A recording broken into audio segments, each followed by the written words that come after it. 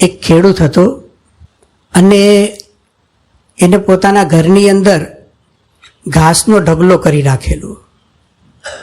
પોતે ઢોર રાખતો હતો અને ઢોર માટે ઘાસની જરૂર પડે ને ભવિષ્યમાં વાંધો ના આવે એટલે એને ઘરની અંદર ઘાસનો ઢગલો કરી રાખેલો અને પોતાનું કામ કર્યા કરે ખેતીનું. એને કોઈ વસ્તુની જરૂર પડી અને ઘરમાં શોધતો હતો, પણ એ વસ્તુ એને મળી નહીં. પછી એને થયું કે આ વસ્તુ કદાચ છે ને આ ઘાસના ઢગલા નીચે રહી ગઈ હોય અને મેં એની ઉપર ઘાસ મૂકી દીધી હોય. એટલે શું કરે છે, એ ઘાસના ઢગલા નીચે હાથ નાખી એ વસ્તુ માટે ફંફોડે છે. હવે બને છે એવું કે એ ઘાસના ઢગલામાં એક ઉંદર અને એક સાપ રહે છે. આ વાર્તા છે. એ ઘાસના ઢગલામાં એક ઉંદર અને સાપ રહે છે. ખેડૂત વસ્તુને શોધવા માટે પોતાનો હાથ એ ઘાસના ઢગલાની અંદર નાખે છે અને ફંફોડે છે. એ વખતે બને છે એવું કે જે અંદર ઉંદરને સાપ છે એમાંથી સાપે ખેડૂતના હાથે બટકું ભર્યું, ડંખ માર્યો. સાપ ઝેરી હતો, એ કરડે તો માણસ મરી જાય.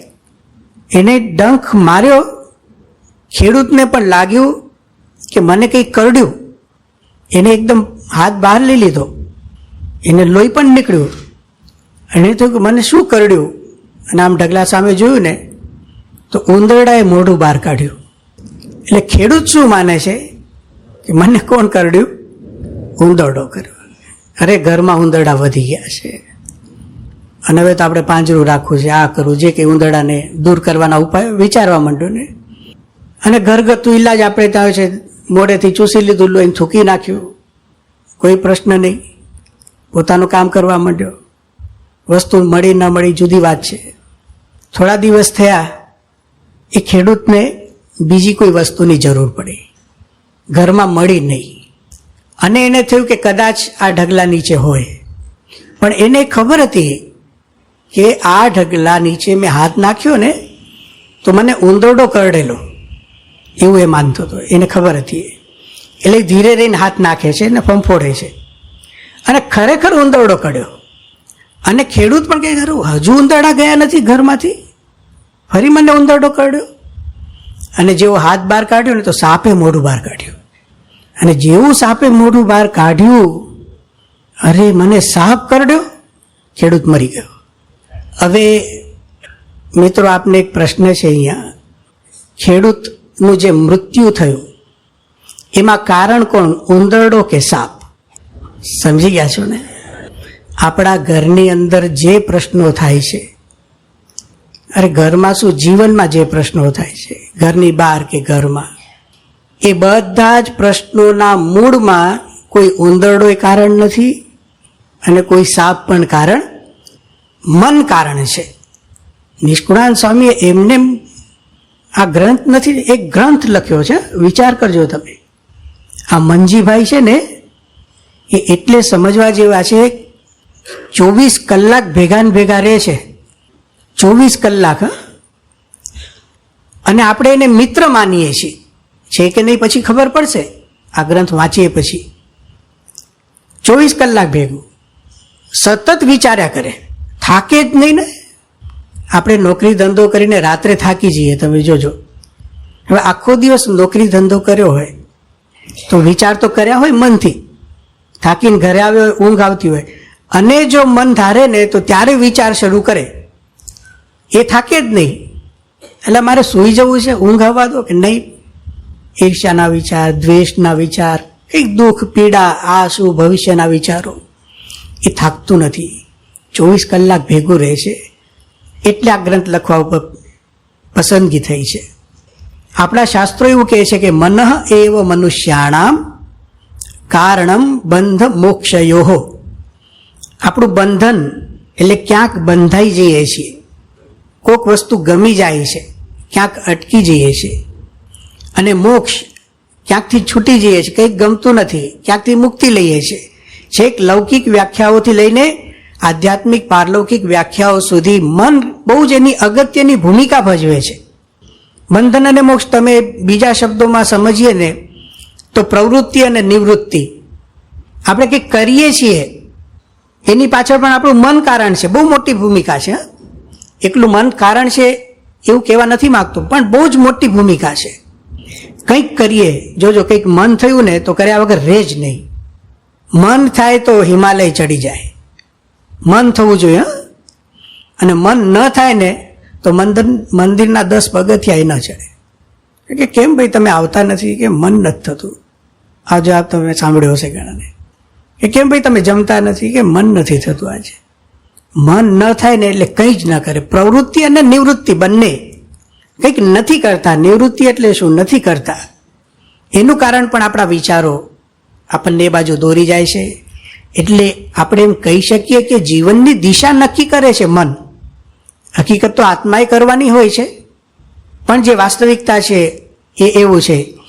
બીજી એક વસ્તુ બહુ જાણવા જેવી છે, એટલે આ મન ઉપર વિચાર કરવો જોઈએ કે આપણે દુનિયામાં જેટલું કંઈ જ્ઞાન પ્રાપ્ત કરીએ છીએ, જેટલું કંઈ અત્યારે જાણ્યું, સાંભળ્યું, પછી વિચાર્યું, યાદ રાખ્યું, સ્પર્શ કરીને જાણ્યું, પંચ જ્ઞાનેન્દ્રિયો છે, આપણે જોયું આંખેથી, નાસિકાથી કંઈક સૂંઘ્યું, જેટલું કંઈ જ્ઞાન પ્રાપ્ત કરીએ છીએ ને એ બધા જ જ્ઞાનની વચ્ચે મનની એક ભૂમિકા છે.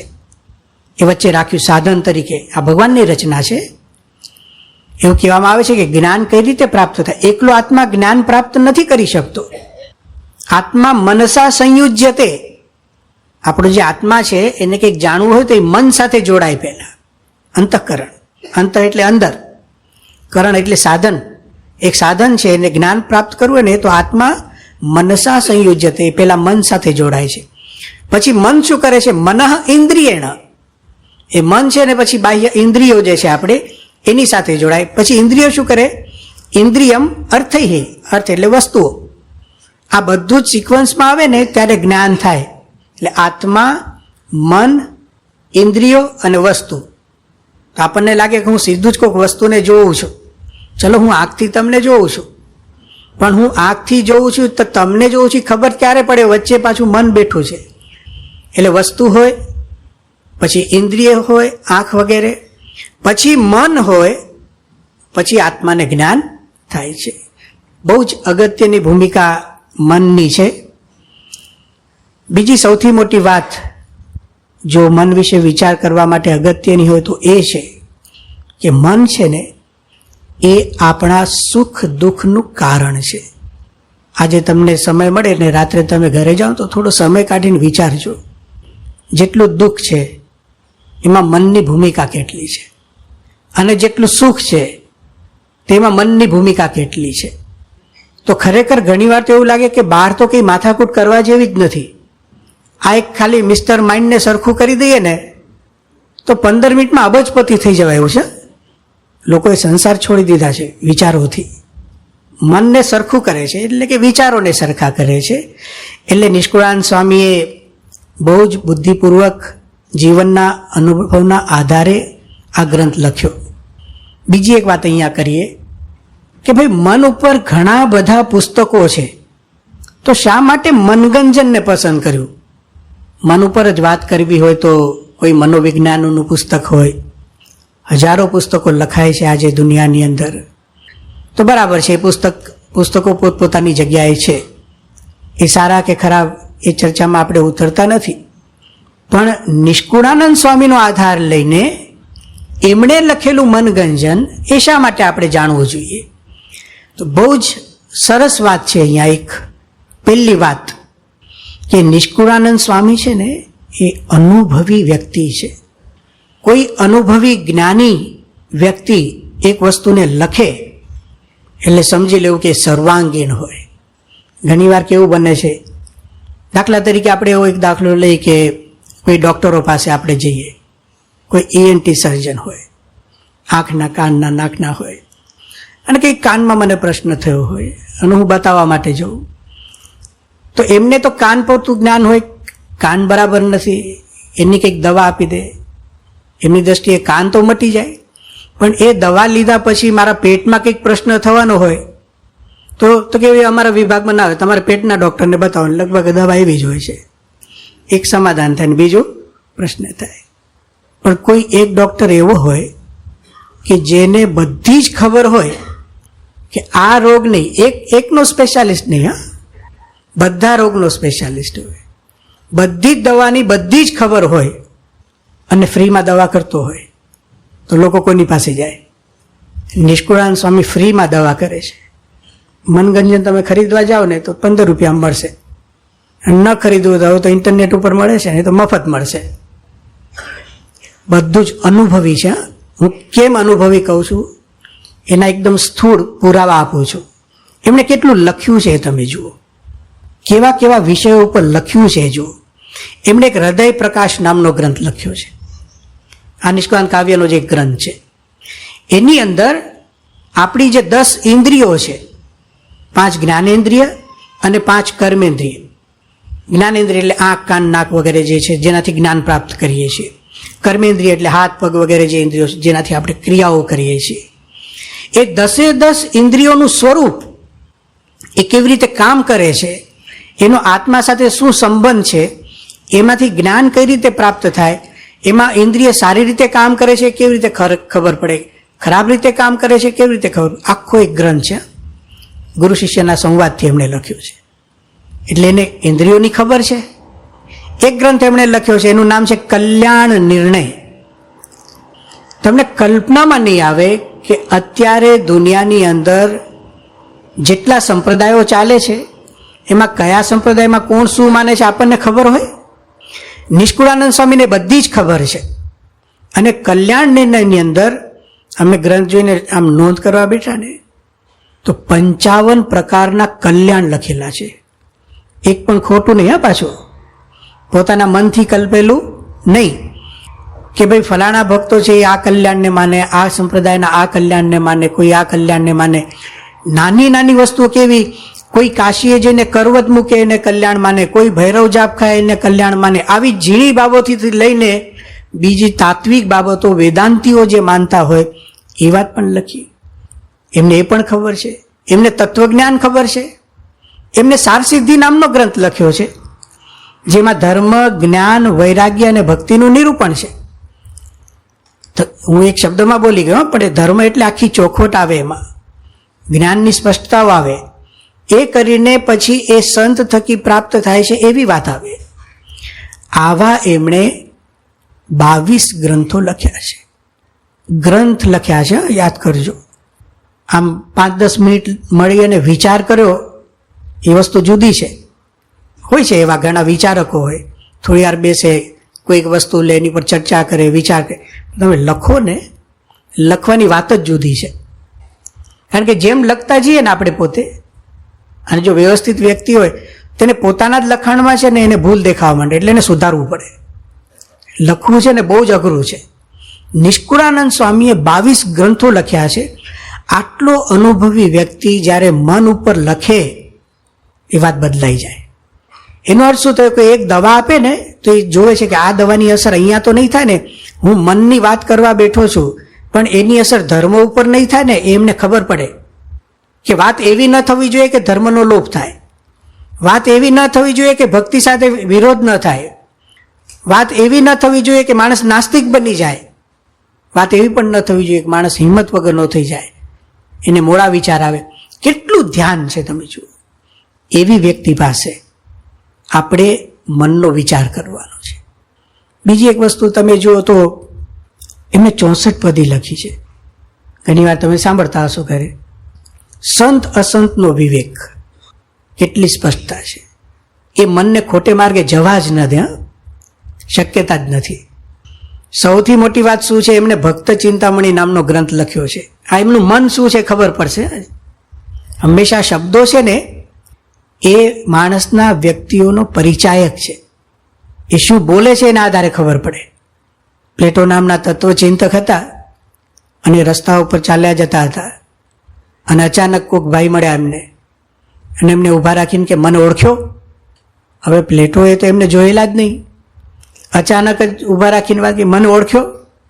પણ એમને સરસ તત્વચિંતક હતા ને, તેમને એમની રીતે જવાબ આપ્યો કે બોલ અને હું તને ઓળખી જઈશ.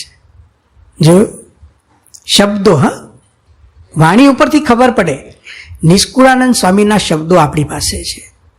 એમાંથી એમનું વ્યક્તિત્વ એટલું અદ્ભુત દેખાય છે. ભક્ત ચિંતામણી ગ્રંથ વાંચજો. જે વ્યક્તિ સંત અસંતનો વિવેક કરી જાણતા હોય, અસંત કોને કહેવાય એ પણ ખબર હોય, અને એમણે એવા શબ્દો વાપર્યા છે, આપણને થાય કે અને આકરા શબ્દો વાપર્યા છે, જરૂર પડે ત્યારે શબ્દ સ્વામિત્વ છે એમની પાસે. કોઈ વ્યક્તિ બહુ જ ઊંડા ઉતર્યા હોય ને, જે વ્યક્તિ પોતાના જીવનનો બહુ જ વિચાર કરતો હોય, એને કોકના જીવનનો એટલો જ વિચાર આવે. ધારો કે હું મારા જીવનમાં ક્રોધ હોય, સ્વાદ હોય, માન કે કામ હોય, હું એને ટાળવા પ્રયત્ન કરતો હોઉં તો બધી સ્પષ્ટતાઓ મને થવા માંડે કે આ દોષની પ્રબળતા કેટલી છે, એમાં શું થતું હોય છે, ખબર પડે. કારણ કે તમે એની ઉપર કામ કરો છો, સાધના કરો છો. એ સાધના કરવાનું જો ધ્યાન ન રાખે તો એક રિએક્શન, એક પ્રતિક્રિયા એવી છે તો બીજાના અવગુણો દેખાવા માંડે. આને મારી જેવું થતું લાગે છે. ભગવાન માટે થાય જુદું, પણ માણસે થવા માંડે. પરિણામ એ આવે કે બધાના અવગુણ ભાસે.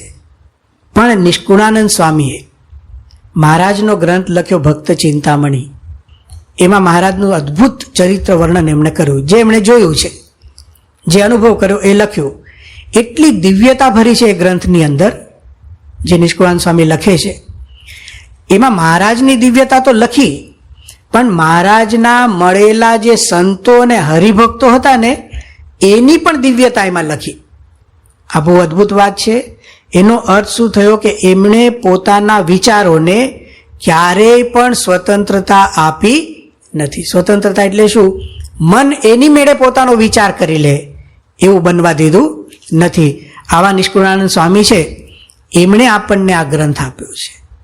એટલે તમે એમ સમજો કે બહુ જ મોટા એક અનુભવી મહાવિદ્વાન પરમ હિતની ઈચ્છાથી કંઈક આપણને કહેવા આવ્યા હોય એવા જ્ઞાની સાથે ગોઠડી માંડીએ છીએ, એમ સમજીને મનગંજનનો અભ્યાસ કરવો. એમણે મન સાથે માથાકૂટ કરી છે. નિષ્કુળાનંદ સ્વામીની વાત આપણે જાણીએ છીએ. એમણે પોતે જ છે ને એમનો પોતાનો પરિચય આપ્યો છે. અમે રે જડ ભરત જોગિયા, ઈચ્છું નહીં વૈભોગજી. પોતાનો પરિચય આપે છે. અમે રે જડ ભરત જોગિયા. હવે આપણને કોઈ પરિચય પૂછે ને કે તમારો પરિચય શું, તો કે ભાઈ અમે તો ફલાણા ગામના, ફલાણી નાતના. નિષ્કુળાનંદ સ્વામી કહે છે કે અમે તો જડભરત છીએ. હવે જડભરત શબ્દ ક્યાં ગયો ખબર છે? 5000 વર્ષથી એ જૂનો શબ્દ. અમે જડભરત છીએ એટલે હવે અમે છે ને આ લોકમાં કંઈ ઈચ્છવાના નથી. કેમ નથી ઈચ્છતા એ પોતે કહે છે. અમે કોઈની સાથે પ્રીત નહીં કરીએ. અમે એટલે નિષ્કુળાનંદ સ્વામી પોતાની વાત કરે છે. પ્રીત સહુશું પર હરી કરશું કૃષ્ણ ભજનજી. કોઈનામાં પ્રીત નહીં રાખીએ, ભગવાનનું ભજન કરશું. કેમ? મોરે અમારા મતમાં મૃગે કર્યું તું વિઘનજી. જનક રાજાની વાત આપણે જાણીએ છીએ. મહારાજે વચનામૃતમાં એને ચમત્કારી આખ્યાન લખ્યું છે કે રાજ છોડીને ગયા જનક રાજા, અને એક મૃગલીના બચ્ચામાં હેત થયું. જો મન કારણ છે ત્યાં.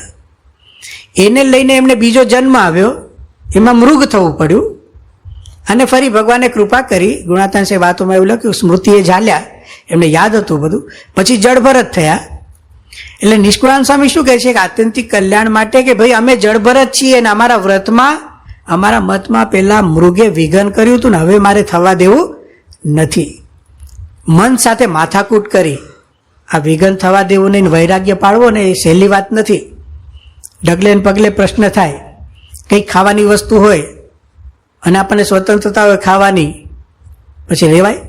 અમુક વસ્તુઓ તો બહુ વિચિત્ર છે. એ તો જેટલી દૂર હોય એટલી સારું. ક્યારે ખાવાની શરૂઆત કરી દે અને ખબર જ ન પડે. એમાંની એક વસ્તુ છે ખારી સિંગ. તમને લાગે આટલો નાનો દાણો મોટા માણસને હરાવી દે? ઘણાને ટેવ હોય ના પાડવાની કે તમે લો ને કે ના ના ના ના રહેવા દો ને, કંઈ નહીં. વાંચવા બેઠા આપણે કહે લો થોડું ખાવું કે ના ના ના ના બહુ ઈચ્છા ને. પણ તમારે એક જ કામ કંઈક વાટકીમાં ભરીને છે ને ત્યાં મૂકીને જતા રહેવાનું. 10 મિનિટ પછી આવશો ને તો વાટકીમાં કંઈ નહીં હોય, ફોતરાય નહીં હોય. હવે મોટા પંચ વિષયની વાત તો ક્યાં કરવી. નિષ્કુળાનંદ સ્વામી તમે જુઓ, મન સાથે માથાકૂટ કરી છે. એમને મરચા ભાવતા હતા.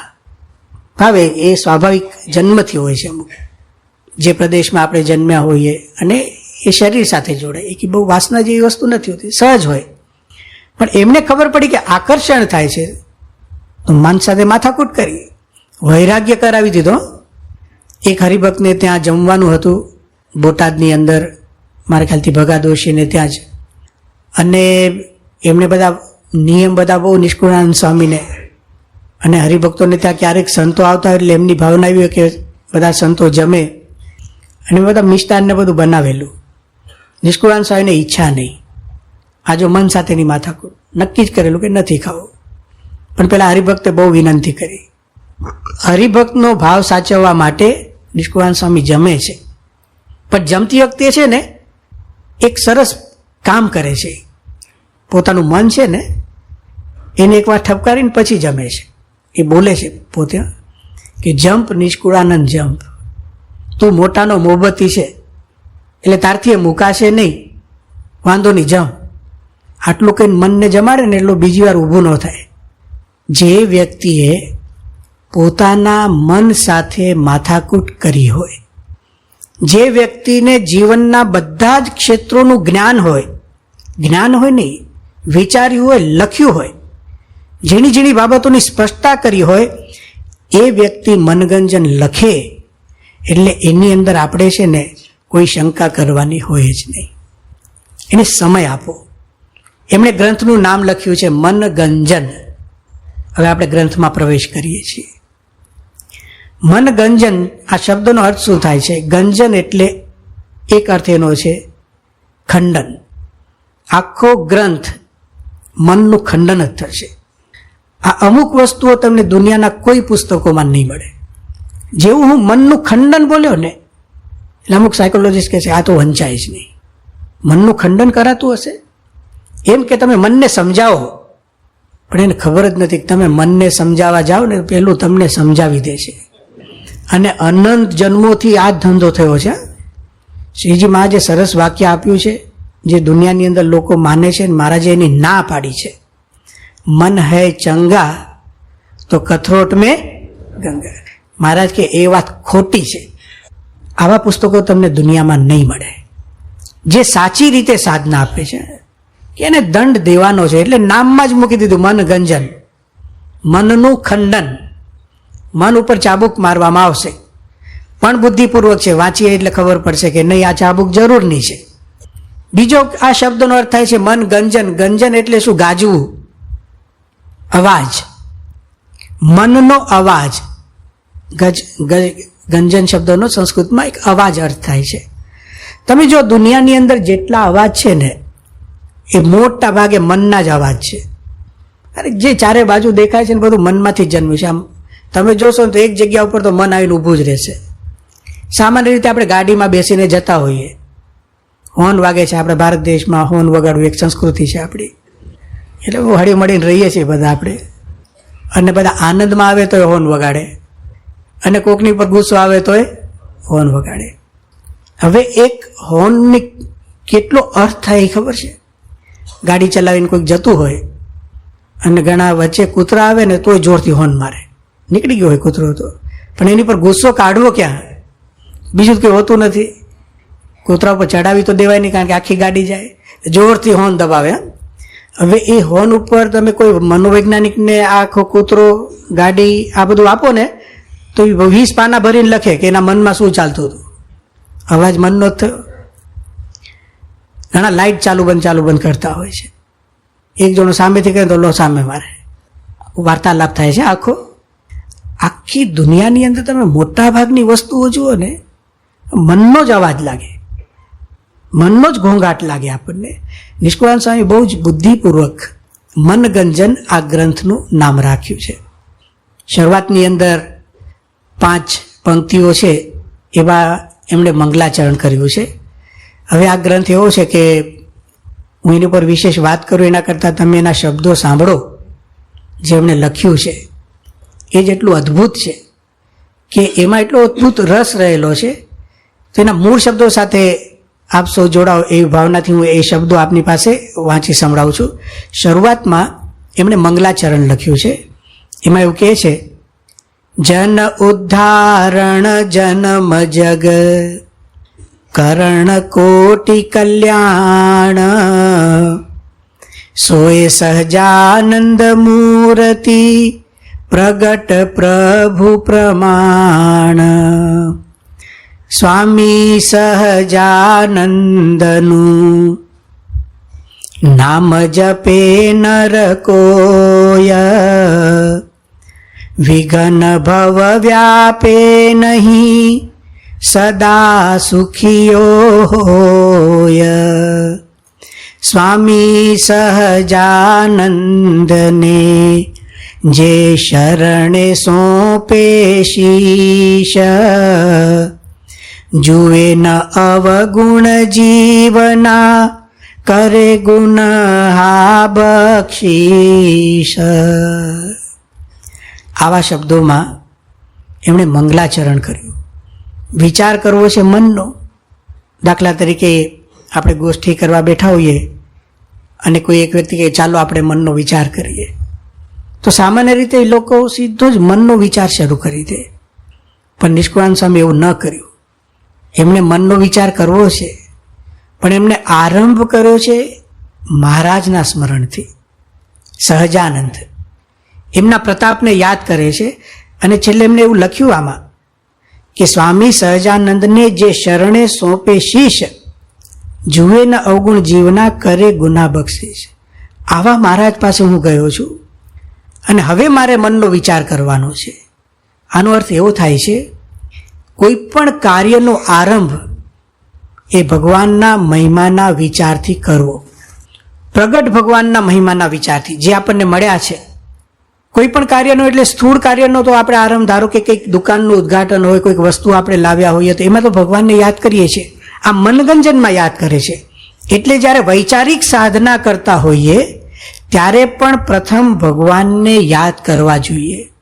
એનું કારણ શું કે આ મન ઉપર આપણે જે કંઈ વિચાર કરીશું ને ભગવાનના મહિમા વગર, એમના પ્રતાપ, એમની મદદ વગર આપણે કંઈ જ નહીં કરી શકીએ.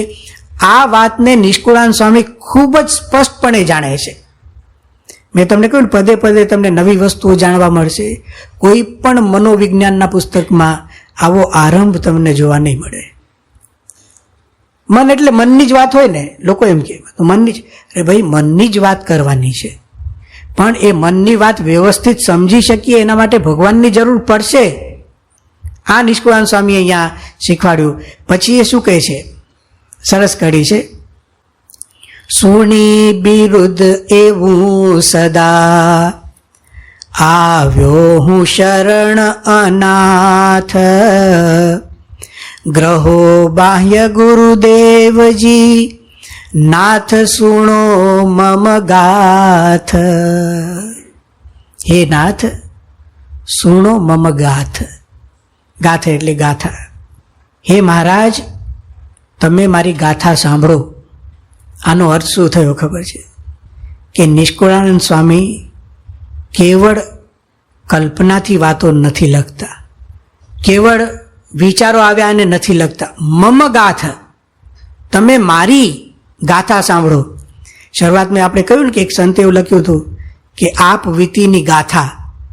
એમણે જે વીત્યું છે, હકીકતમાં જીવનમાં જે અનુભવ્યું, હવે ભગવાનને કહે છે. આખો સંવાદ કેવી રીતે ઊભો કર્યો જુઓ.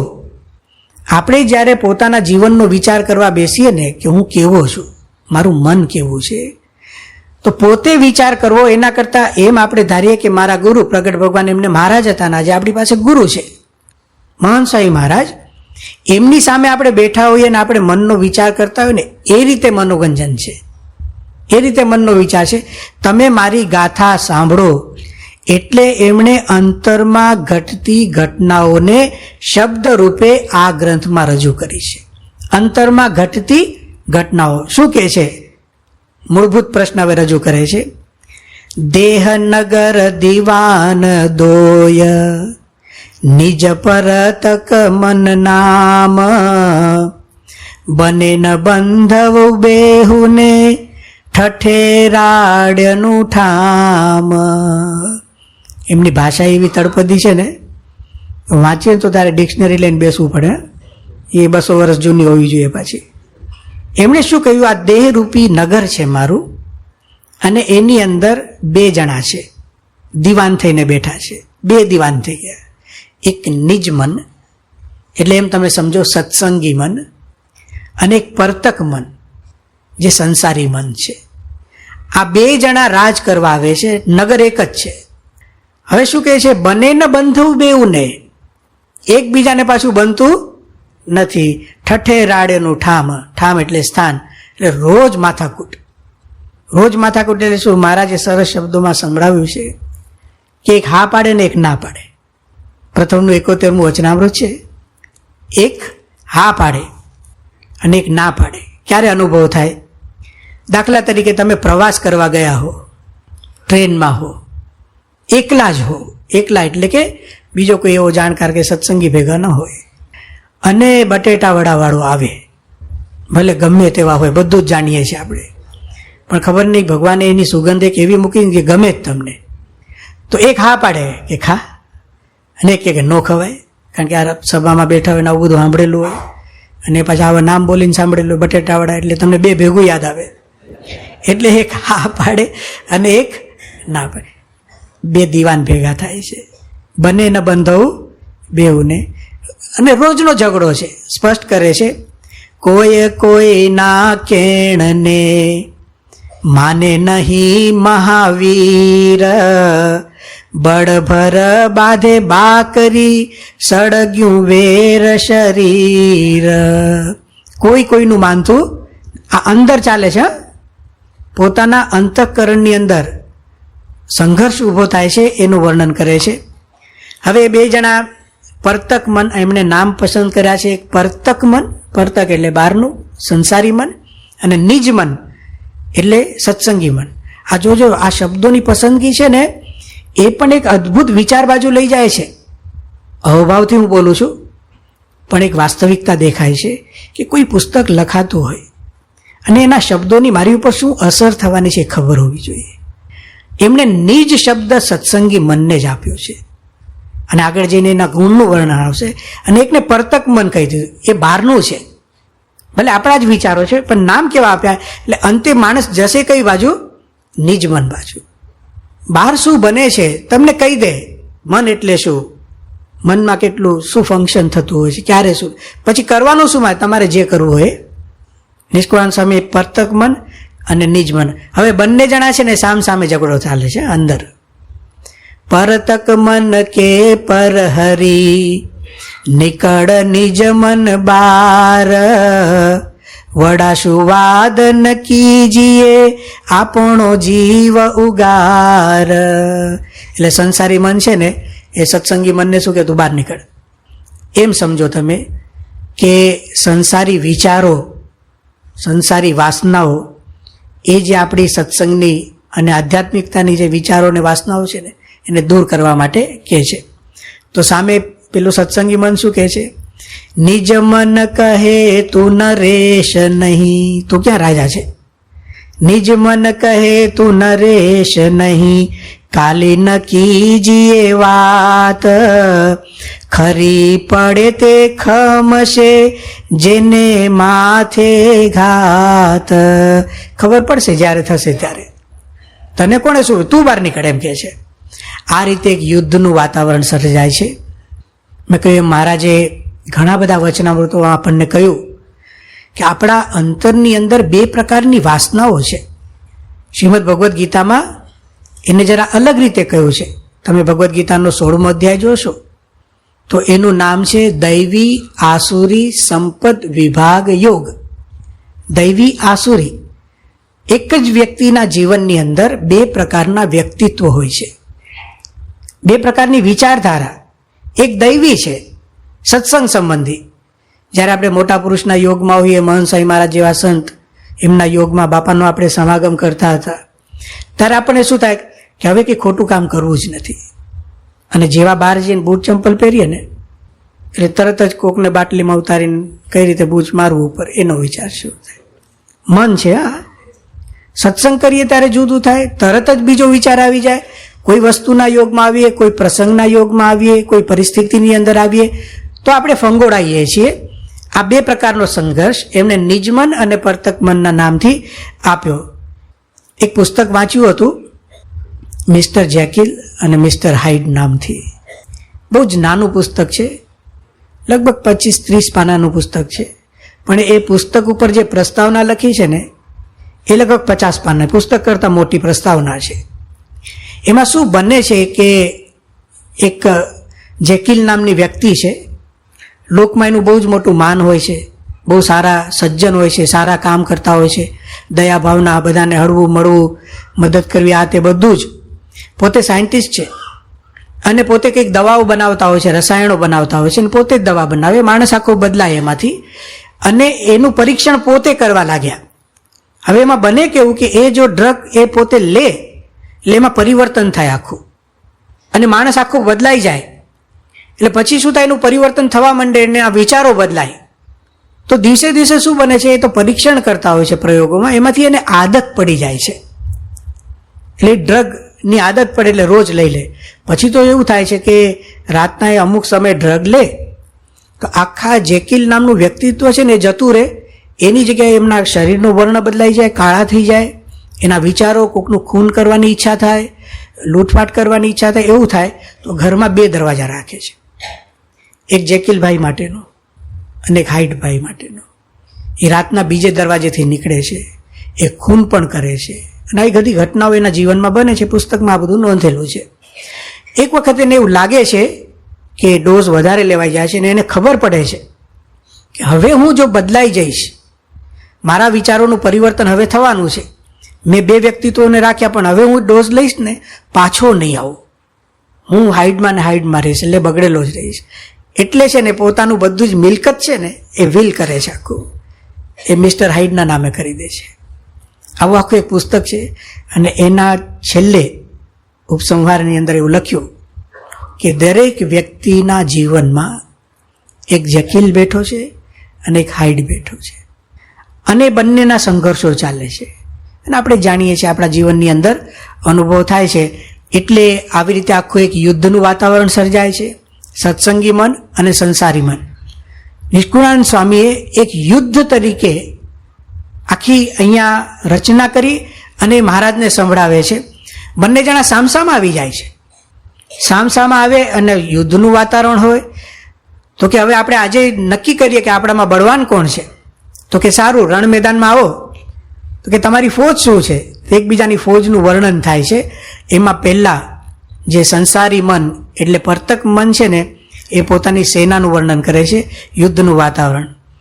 મન કહે ફોજ માહેરી, વર્ણવી સુણાવું વીર, કામ ક્રોધ લોભ મોહ અડગ જોધ અમીર. જોધ એટલે યોદ્ધાઓ. તો પરતક મન શું કહે છે? કામ, ક્રોધ, લોભ, આ મારા મોટા મોટા યોદ્ધાઓ છે. આશા, તૃષ્ણા, ઈર્ષા, નિંદા, અવિદ્યા, નાર, કુટિલ, કુમતિ, કુબુદ્ધિ, એવી ફોજ અપાર. આ બધા મારા યોદ્ધાઓ છે. આવી મોટી ફોજ લઈને હું આવ્યો છું. હજી શું કહે છે? રાગ દ્વેષ રહે સદા, હાનિ વૃદ્ધિ ને હેત, શોક હર્ષ ના સેનમાં, ખડ છડ ખેદુ ખેત. રાગ, દ્વેષ, શોક, હર્ષ, આ બધામાં એવો તને પછાડીશ ને કે તું ફરી ઊભો જ નહીં થાય. આવું કોણ કહે છે? સંસારી મન. હવે 2 લીટીઓ અદ્ભુત લખી છે નિષ્કુળાનંદ સ્વામીએ, જે સંસારી મન બોલે છે કે હું કેવો છું. સંકલ્પ વિકલ્પ સંકેત વીણ, નિર્ભય ને નિરાધાર, પંચ વિષય પ્રપંચ ભડ, વણગણ વિષય વિકાર. કે તને ખબર નથી મારું સ્વરૂપ શું છે? આ એક કડી છે ને, એ એક કડીની અંદર નિષ્કુળાનંદ સ્વામીએ આખું મનોવિજ્ઞાન ઉતારી દીધું છે. જો સંકલ્પ, મનનું સ્વરૂપ જુઓ, સંકલ્પ વિકલ્પ, મનનું સ્વરૂપ થયું, સતત સંકલ્પો કરે છે, કંઈક પામવું છે, ઈચ્છાઓ. પણ એક શબ્દ વધારે લખ્યો, સંકલ્પ વિકલ્પ સંકેત વીણ. સંકેત વીણ એટલે નક્કી નહીં ક્યારે કયો સંકલ્પ થાય, પહેલેથી કે નહીં કે ભાઈ જોજો તમને સાંજે 7 વાગે છે ને આવો સંકલ્પ થવાનો છે, કંઈ જ નક્કી નથી. ગમે ત્યારે ગમે તે સંકલ્પ થઈ જાય, ગમે ત્યારે ગમે તે સંકલ્પ કરી શકે, એને મન કહેવાય. એક શબ્દ મૂક્યો, સંકલ્પ વિકલ્પ સંકેત વીણ. અતિથિ કહેવાય. આવું એક અતિથિ શબ્દ, 2 પ્રકારનું, એક મહેમાન કહેવાય ને એક અતિથિ કહેવાય. એ ખબર છે તમને? મહેમાન હોય ને એ પહેલાં કાગળ લખે કે આ તારીખે અમે આવશું, આટલા દિવસ રોકાઈશું તમારા ઘરે અને આ તારીખે જઈશું, એટલે એની તિથિ નક્કી હોય કાગળમાં. અતિથિ એટલે શું? એની તિથિ કોઈ નક્કી નહીં, એટલે કે ગમે તે તિથિ આવે, આવી ગયા પછી કઈ તિથિએ જાય એ નક્કી નહીં. પેલો કે ભાઈ ક્યારે જશે, કે ભગવાનની ઈચ્છા થાય એટલે જઈશું. મન કેવું છે? સંકલ્પ વિકલ્પ કરે છે, પણ કોઈ પણ પ્રકારનો સંકેત નથી. શું કરશું હવે આપણે? કેટલું ધ્યાન રાખવાનું છે. એટલે અચાનક થવાનું છે, જે થવાનું છે ને એ અચાનક, કારણ કે આ પ્રતક મન છે, આ સંસારી મન છે. અચ્છા, સંકલ્પ વિકલ્પ સંકેત વીણ, નિર્ભય ને નિરાધાર. એને કોઈ બીક જ લાગતી નથી. સીધો દાખલો લેવો હોય ને, પૂજા કરવા બેઠા હોઈએ ને ત્યારે જ જગતના વિચાર કરે. પૂજા એટલે શું કહેવાય? ભગવાન આવીને બેઠા છે, એ જ વખતે જગતના વિચાર, આ કરવું છે, આ કરવું છે, આ લેવું છે, આ દેવું છે. ઘણા તો પૂજામાં જ ઓર્ડર આપે, ચા થઈ, એટલે પૂજા થઈ કે નહીં એ જો. પછી ઘણા સમજી જાય, એટલે પૂજા ચાલુ થાય ને પેલા ચા મૂકી હોય, આમ એની વરાળ આવે ને એમાં જ માળા બરાબર પડે. નિર્ભય આને કહેવાય કે ભગવાનની મૂર્તિની સામે પણ વાસનાના, જગતના, લોભના, કામના, સ્વાદના વિચાર કરી શકે. આ સંસારી મન. એક એક શબ્દ નિષ્કાંત સાહેબ મૂકે છે ને, આ ખરેખર દુનિયામાં ક્યાંય નહીં મળે. હવે જુઓ, સંકલ્પ વિકલ્પ સંકેત નિર્ભય, પછી કહે છે પંચ વિષય પ્રપંચ ભડ. ભડ એટલે યોદ્ધાઓ. પંચ વિષય, એક એક વિષય એટલે કેવા છે. અને કે છે વર્ણગણ વિષય વિકાર. વિષયના વિકાર જે થાય છે ને એ તો ગણાય જ નહીં, એક પછી એક આવ્યા કરે. અને એનું પછી પોતે લખે છે, જેતા પદાર્થ જગતમાં તેતા ઉપર તાન, અનેક ઈચ્છા ઉરમાં ઠરે ન રતી ઠામ. જેટલી વસ્તુ દુનિયામાં જુએ ને તો એના મનને એમ થાય કે મારા ઘરમાં હોવી જોઈએ. આ સંસારી મન છે, એ સંતોષ થવા જ ન દે. એ રીતે પોતાની સેનાનું વર્ણન કર્યું. હવે આપણને થાય કે આટલું પ્રતક મન આટલું શૂરવીર છે, આટલી મોટી સેનાને લાવ્યું, તો આ નિજ મનની પાસે કંઈ છે કે નહીં? આપણને એક બાજુનું જ સાચું લાગે. એનું કારણ છે કે એક બાજુનું જ કર્યું છે. આપણ નિજ મન છે ને એ જેમ તેમ નથી. પેલા પ્રતક મન એને કહે છે, એ સામે કહે છે, સંસારી મન નિજ મનને કહે છે, કહે કટક તારો કેટલો. કટક એટલે સેના. કહે કટક તારો કેટલો, નિજ મન લે હવે નામ. સેના તાહરી સુણવા હૈયે તે મારે હામ. કે તમારા યોદ્ધાઓ બતાવો, તમે કયા સાધનો લઈને આવ્યા, કયા શસ્ત્રો, કોણ સેના છે. એટલે પોતે હવે વર્ણન કરે છે સંસારી મનની સામે. સત્સંગી મન બોલે છે, શીલ સંતોષ દોષેનમાં વળી વિવેક ને વિચાર. ધીરજ ધર્મ ધુરંધરા ક્ષમા દયા દોનાર. ત્યાગ વૈરાગ્ય ત્યાં રહે, શમ દમ શ્રદ્ધા સોય. જ્ઞાન ગરીબી ભગતિ દિન દાસા પણ દોય. અમે શું લઈને આવ્યા છીએ કે શીલ, ચારિત્ર્ય, સંતોષ, વિવેક, ધીરજ, ધર્મ, ક્ષમા, દયા, ત્યાગ, વૈરાગ્ય. એક શબ્દ સરસ વાપર્યો, જ્ઞાન ગરીબી. જ્ઞાન ગરીબી એટલે શું? નમ્રતા છે. બહુ જ સમજીને ગરીબી લીધી છે. એટલે એમ નથી કે અમે ઢીલા છીએ, લાગશે ઢીલા જેવું, પણ એ જ્ઞાન ગરીબી છે. એટલે એકદમ બુદ્ધિપૂર્વક એણે આ કામ બધું કર્યું છે.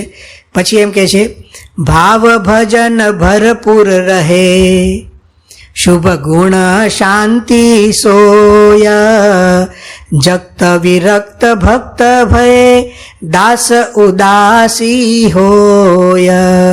અમે ભજનથી ભરપૂર રહીએ છીએ, સદા શાંત રહીએ છીએ અને જગતમાં ઉદાસ રહીએ છીએ. બીજું શું લઈને આવ્યા? પંચવ્રત પર પ્રીત હય, નિસ્પૃહીને નિષ્કામ, નિર્લોભી નિર્માનિતા, નિસ્વાદી એહ નામ, વચન પ્રમાણે વર્તવું એહ અમારી ટેક, નિરવૈર રહે નગ્રમાં, છાંડી છળ બળ છેક. આ પ્રકારના પંચવ્રત અને બધા નિયમો, આટલી સેના લઈને સત્સંગી મન કહે છે કે હું આવ્યો છું. હવે પછી નિષ્કુળાનંદ સ્વામી લખે છે કે બંનેના યુદ્ધનો આરંભ થાય છે. બે સેના ખડકાઈ ગઈ. સજ્જ થયા દોષુરમાં, વઢવા કારણ ભાવ. એકબીજાને વઢવા ભેગા થયા, સામસામા આવ્યા ને.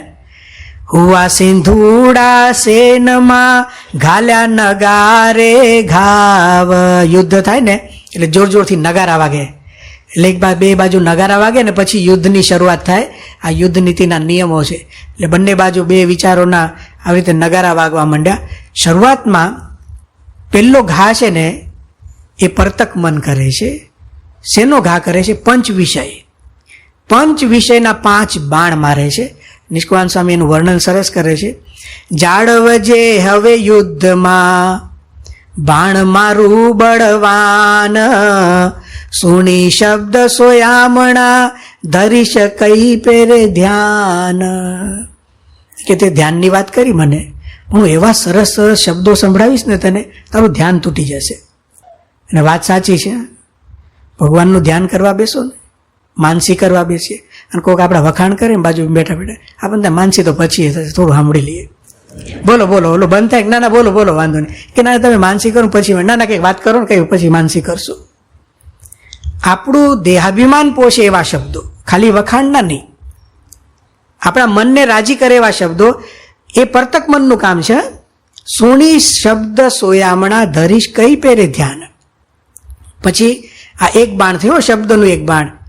સ્પર્શ શીત ઉષ્ણનો, રૂપ રૂપાળે નેણ, ખટરસ દેખી ખડભડે, સુગંધ સરાય શેણ. સ્પર્શનું બાણ વાગશે. રૂપ રૂપાળે નેણ, રૂપનું બાણ વાગશે. ખટરસ દેખી ખડભડે, ખટરસનું બાણ વાગશે. અને સુગંધ. શું કરીશ? પંચ વિષયના બાણ મારે છે. એક એક વિષય એવા છે.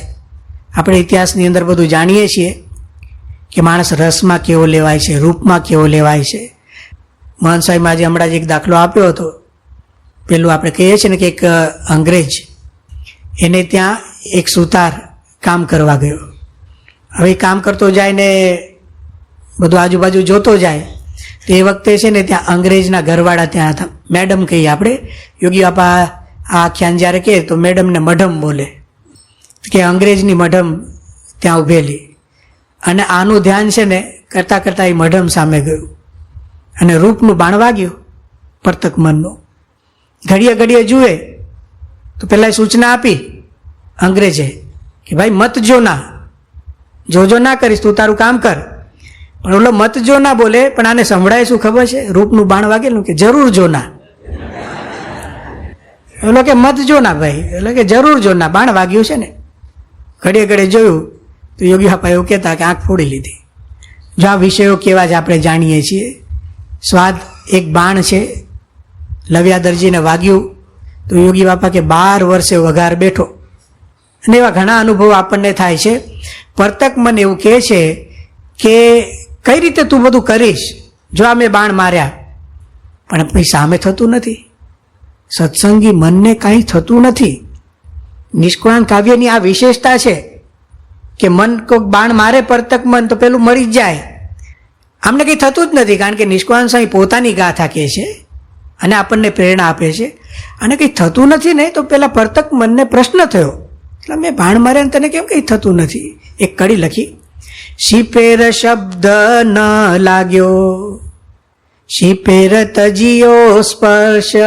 શિપેર એટલે કઈ રીતે? શિપેર ન રાચ્યો રૂપમાં, શિરીત જીત્યો શિરીત જીત્યો ગંધરસ. આ શક્ય જ નથી. બીજો હોય તો મર્યો જ હોય, તને કેમ કંઈ થતું નથી? એની સામે છે ને હવે નિજમન સત્સંગી મન જવાબ આપે છે કે કેમ મને શબ્દનું બાણ વાગ્યું નહીં. એક બાણની સામે એન્ટી મિસાઇલ કહીએ ને આપણે, શબ્દ જેવા આવે છે તો સત્સંગી મન શું કહે છે? શબ્દ જેતા સંસારમાં એક આકાશનો ભાગ, હરિજશ સુણી હલસું તે વીણ સર્વે ત્યાગ. કે અમે તો શબ્દને આકાશનો ભાગ કર્યો, સારો હોય કે ખરાબ હોય.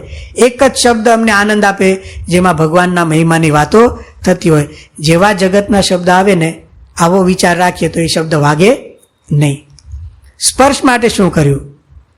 સ્પર્શ શીત ઉષ્ણનો વાયુ તણો વિકાર, ભેટું હરી હરિજનને અવર લાગે અંગાર. ભાઈ સ્પર્શ તો શું છે? વાયુનો ગુણ છે, એ તો વાયુનો વિકાર છે. અને મારે સ્પર્શ કરવો હોય તો ભગવાનનો કરું, ભગવાનના ભક્તનો મહિમાથી ચરણ સ્પર્શ કરું. એ વિના બીજું બધું જ છે ને મારા માટે અંગાર છે. રૂપનો શું જવાબ આપ્યો? રૂપરતી તન તેજની તાપર તૂટે ન તાન, રૂપ હૃદે ધરી રામનું ધરીએ નિત્ય પ્રત્યે ધ્યાન. કે રૂપ છે તો તેજનો વિકાર છે, અને અમે કોઈ રૂપ જોઈએ તો રામનું જોઈએ અને એનું ધ્યાન કરીએ, એટલે એ પણ નિષ્ફળ ગયું. ગંધવતી જે પૃથ્વી ચડે ન તાપર ચિત્ત, ગંધમાં હાર ગોવિંદના નિર્મળ પરિમલ પ્રીત. કે ગંધ છે તો પૃથ્વીનો ભાગ છે, એટલે મારે તારા ગંધની મને કોઈ અસર થવાની નથી. અને ગંધ લઈશું તો કયા? ગંધમાં હાર ગોવિંદના, ઠાકોરજીને હાર ચડ્યા હોય એની સુગંધ લઈશું, બાકી અમે જગતની સુગંધ લેવાના નથી. એમ કહીને છેલ્લે એમ કહે છે, સર્વે રસ સંસારમાં ખટ રસ પોષણ ખાન, દેહની ભાવન દીજીએ ન કરું સ્વાદ નિદાન. ખટરસ છે એ તો શરીરને પોષવા માટે છે, દેહનો જેટલો નિભાવ થાય એટલું અમે ખાઈશું, પણ કોઈ રસ આ સ્વાદમાં લેવાશું નહીં. 5 બાણ માર્યા સંસારી મને, એક પણ બાણ વાગ્યું નહીં. એમ પંચ બાણ પરતકના નિષ્ફળ ગયા નિદાન, જાય ન ગાજો જગતમાં ભેરું જેને ભગવાન. અદ્ભુત વાત નિષ્કુળાન સ્વામી લખે છે, 5 બાણ સંસારી મને માર્યા પણ કેમ ન વાગ્યા? ભેરું જેને ભગવાન. જેની સેનામાં મુખ્ય ભગવાન હશે એને જગત સંબંધી વિચારોની કોઈ અસર નહીં થાય. ત્યાર પછી નિષ્કુળાન સ્વામી છે ને શસ્ત્રો બદલે છે. બાણમાંથી છે ને હવે થોડાક પંચ વિષયમાંથી સ્વભાવો ઉપર જાય છે. પરતક મન એ શું કરે છે? કામરૂપી એક શસ્ત્ર મારે છે, લોભરૂપી લુવાંગ એટલે બરછી જેવો શસ્ત્ર મારે છે, ક્રોધરૂપી અગ્નિવિર્ષા કરે છે, નિદ્રારૂપી ફાંસી નાખે છે. અદ્ભુત શબ્દો મૂક્યા છે. નિદ્રારૂપી ફાંસી અને આળસરૂપી કટારી મારે છે. ને આપણને આળસ આવે, ઘણી વાર ઊભા થવાનું મન જ ન થાય, અને ઊંઘ જ આવ્યા કરે આખો દિવસ. એટલે સમજવાનું પરતક મને કંઈક કામ કર્યું છે. આ બધી ઇન્દ્રિયો તો એવી છે, બધી ભેગી થઈને કામ કરે, ખબર જ પડે નહીં આપણને. બધી રાજા થઈને બેઠી છે. દાખલા તરીકે એક નાનો દાખલો તમે લો કે તમે રાતના 9 વાગ્યા સુધી 8:30 વાગ્યા સુધી નોકરી કે ધંધો કરીને થાકી ગયા હો. થાકીને અને ઘરે આવતા રસ્તામાં વિચાર પણ કર્યો હોય કે ઘરે જઈએ ને થોડું જમીન છે ને સૂઈ જ જવું છે, અને ખરેખર થાક્યા હો. અને આપણે ઘરે જઈએ ને ત્યાં કોઈક આપણા ભાઈબંધનો ફોન આવે કે હાલ ને ભાઈ કે ક્યાં જવું છે, કે ફલાણી ટોકીઝમાં જઈએ અને એક સરસ ફિલ્મ આવ્યું છે, એ ફિલ્મ આપણે જોઈએ. તમે કહો ના ભાઈ હું થાકી ગયો છું, રહેવા દે ને. અરે મારી ટિકિટ મેં તારા માટે લઈ જ રાખેલી છે. એ કે એમ? પછી વિચારો બદલાય. આમ લાગે કે ઓલા ઉપર દયા કરીએ કે બિચારાએ ટિકિટ લીધી. બિચારા ટિકિટ દયા છે જ નહીં. અંદર જોવાનું પડ્યું છે. પણ પછી શું થાય છે, આપણા મન સાથે એક સંઘર્ષ થાય. થાકી તો ગયો જ છે, ઊંઘ તો આવે જ છે, એક બાજુ ના નથી જવું, થાકી ગયો છું. હવે જોવું તો આંખને હોય, બરાબર. જોવા આખી ફિલ્મ તો આપણે આંખેથી જોઈએ છે, બીજી બધી ઇન્દ્રિયો બહુ કામ નથી કરતી. પણ ચાલવું પડે પગને, થિયેટર સુધી જવું પડે, ઊભા થઈને ચાલો, જાઓ, ગાડીમાં બેસો, કંઈ કરો. એટલે આંખ છે ને એને જોવું છે, પગને ચાલવાનું છે, પણ એ થાકેલા છે. પગ ના પાડે તો આંખ એને સમજાવે કે હે ચરણ કમળ. ભાષા બદલાય, જરૂર પડે ને. આવું જોઈએ છે આપણે કે આ રોજ ટાંગા બાવળ કહેતો હોય છે ને આજે ચરણ કમળ કેમ ના થઈ ગયા? એ ચરણ કમળ આવો ને, કે શું છે કે ફલાણા થિયેટર સુધી લઈ જાઓ ને, તો ચરણ કમળ ના પડે કે ના આજે બહુ જ થાકી ગયો છું, સવારથી ચાલ કર્યું છે, આજે તો સૂઈ જવું. કે ના આજનો દિવસ આવો ને, કંઈક તો કરો, હું તમારા માટે કંઈક કરીશ, તમે આજે મારા માટે કરો.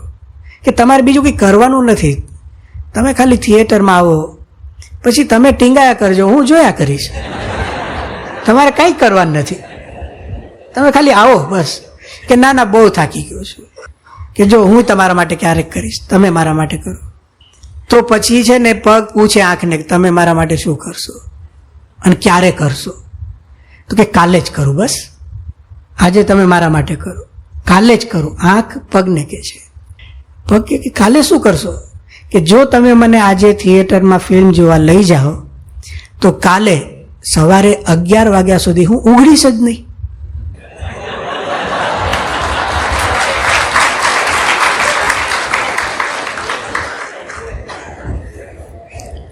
ક્યારે બાણ વાગે ખબર પડે છે? આપણે બાણ ભેગા લઈને જ બેઠા છીએ. સતત યુદ્ધ ચાલે છે, એક પછી એક આવા શસ્ત્ર પ્રહારો કરે છે.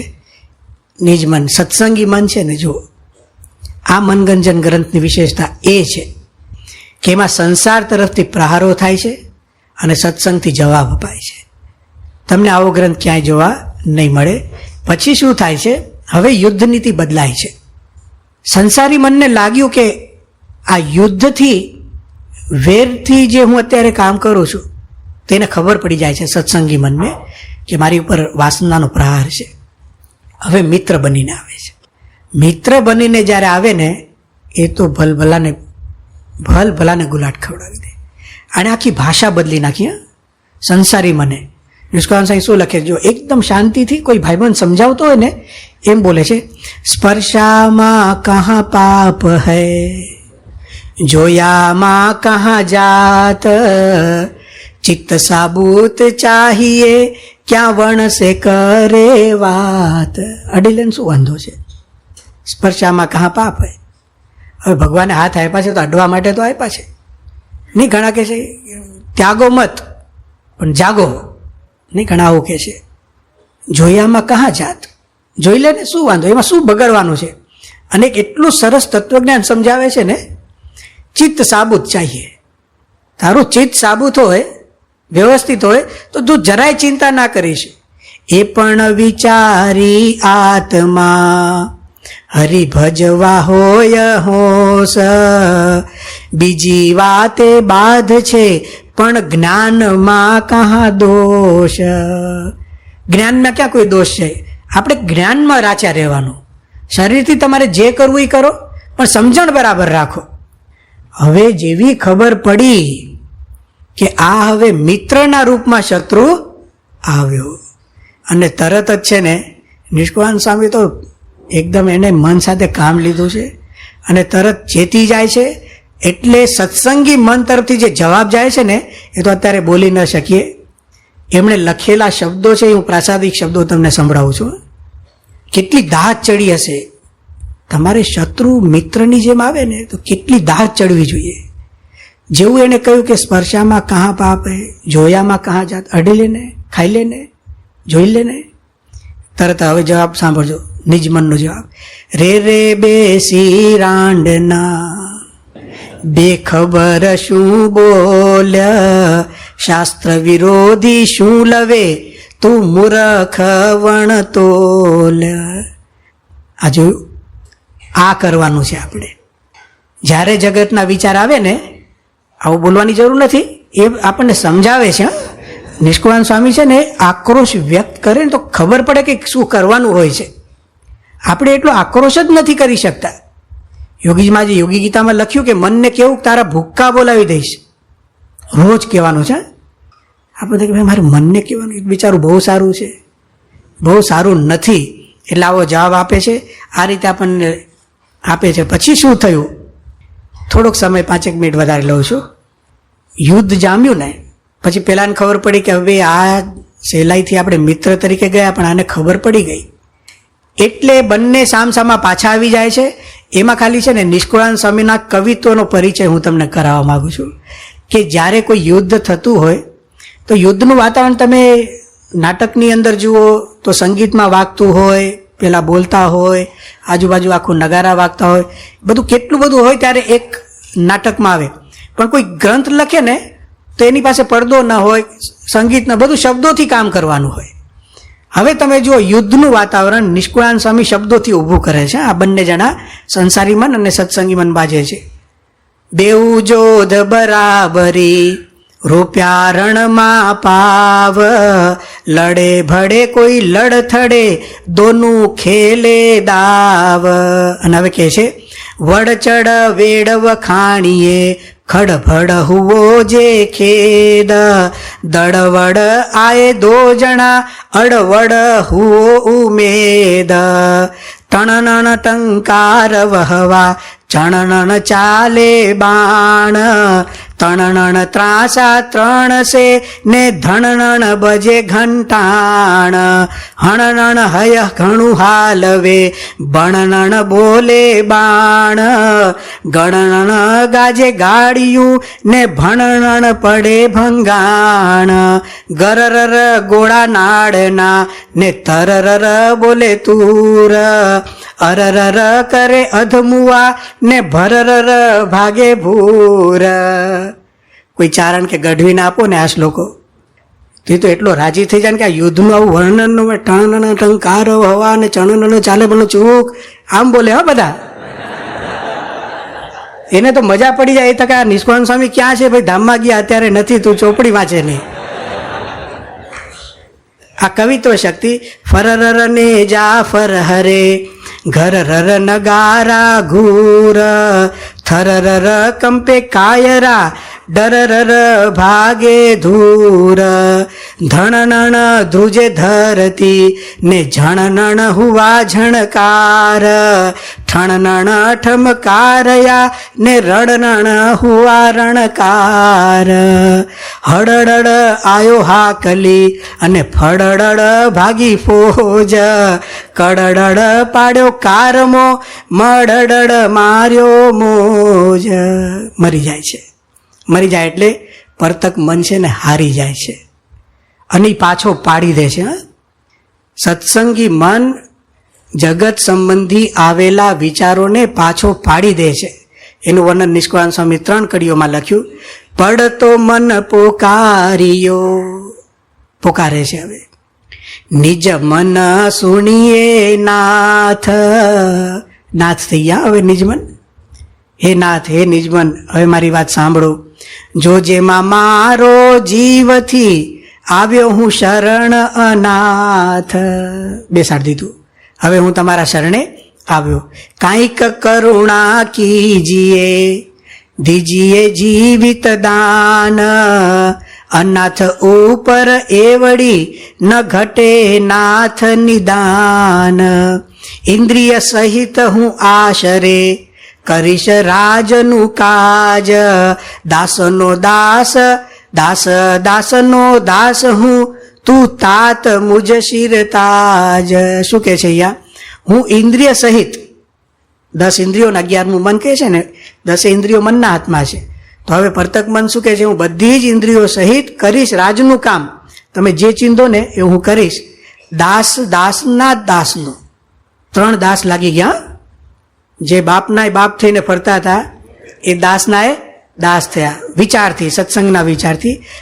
તું તાત, હવે તમે મારા ધણી અને હું તમારો દાસ છું. હવે જો ખરી અદ્ભુત વાત હવે આવે છે. એક વખત કોઈ આપણે જીતાઈ જાય ને તો આપણને થાય કે હવે એની ચિંતાની જરૂર નથી. નિષ્કુળાનંદ સ્વામી એવા નથી. એ જાણે છે કે આની ચાલબાજી શું હોય છે. જીતાઈ ગયું એવું લાગે ને એ તમને હરાવતું હોય. જો મનથી છેતરાયા, મહારાજે વરતાલનું 20મું વચનામૃત છે કે પેલું વરતાલનું પહેલું વચનામૃત, એમાં મહારાજે કીધું છે કે મનનો ક્યારેય વિશ્વાસ ન કરવો. અને મનને છે ને જેમ બાંધી રાખે ને એમ બાંધીને એક આપણી હાથમાં લગામ રાખવી. તો અહીંયા હારેલા પરતક મન સાથે નિજમન કેવી રીતે વર્તે છે, શું કહે છે? જવાબ હારી ગયો છે, બેસી ગયો છે. નિજ મન કહે આવે નહીં, પ્રતીત તોરી પતલેલ. તારી કોઈ દિવસ પ્રતીતિ આવે નહીં. આજ રહે આખી આણીએ તો કાલે અખેલા ખેલ. આજે તું વશ વર્તે છે પણ કાલ તારું કંઈ નક્કી નહીં. મનનો ક્યારે વિશ્વાસ કરવો નહીં. સ્પષ્ટ કરે છે, ઝીણો એ કણિકો ઝેરનો કરે કાયાનો નાશ. વ્યાળવેરીને વહની એ છોટે વળી વણાસ. ઝેરનો કટકો, સાપ અને અગ્નિ એ નાના હોય ને તો પણ ભયંકર હોય એવો તું છે એમ કહે છે. હોય ન હે તું કોયના, તમે કોઈનું સારું કરવાના જ નથી. મન ભોરંગ વિષ વાઘ, વળતા જેથી વિચારીએ તે હનો કીજે ત્યાગ. ને તમે છે ભોરંગ એટલે સાપ, ઝેર, વાઘ, આ બધા કેવું છે કે પાછળથી તરાપ મારે, એટલે તારી ઉપર ક્યારે વિશ્વાસ કરવા જેવું નથી.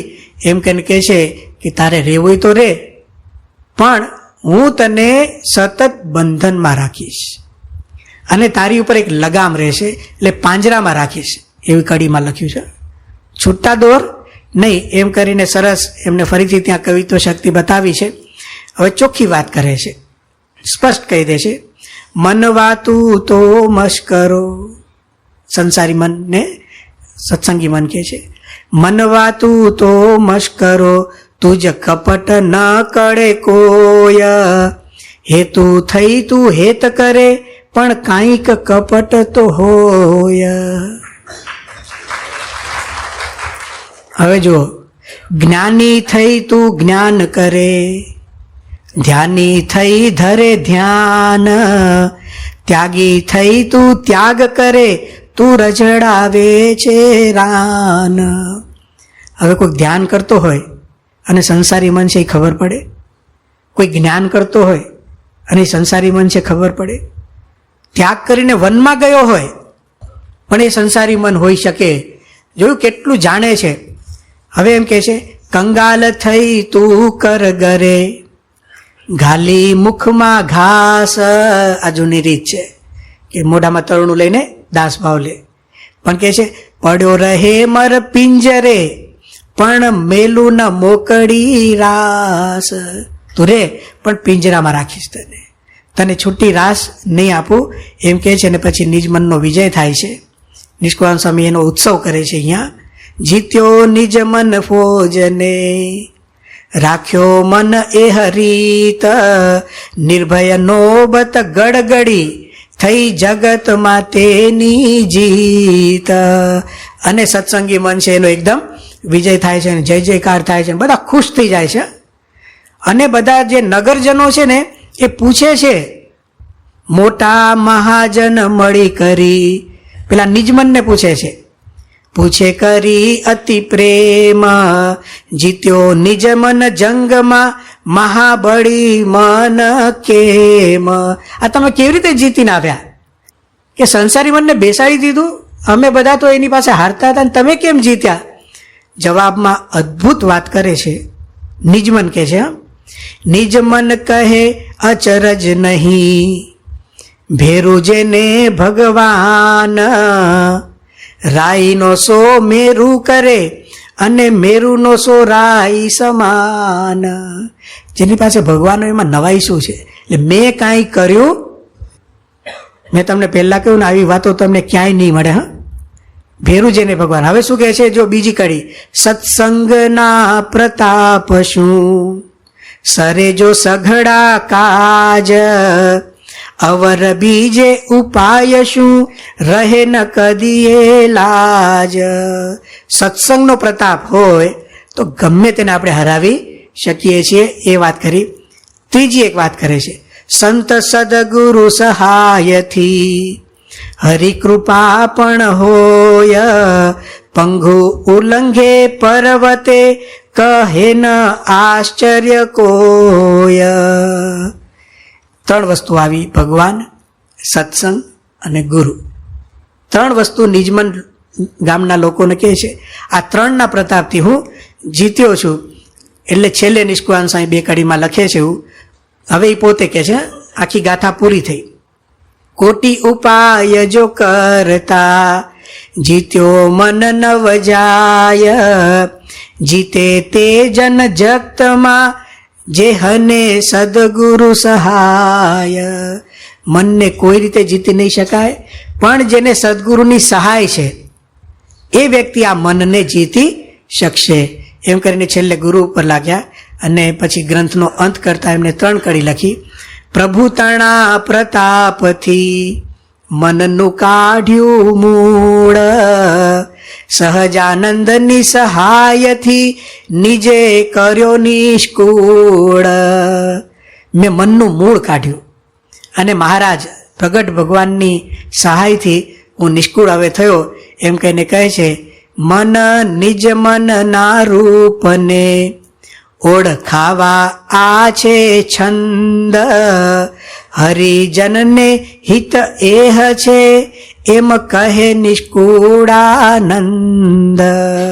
સંવત 1871 સંવત 1871 શ્રાવણ સપ્તમી ચંદ, 187 સત્ય છે સરવાળે સહજાનંદ.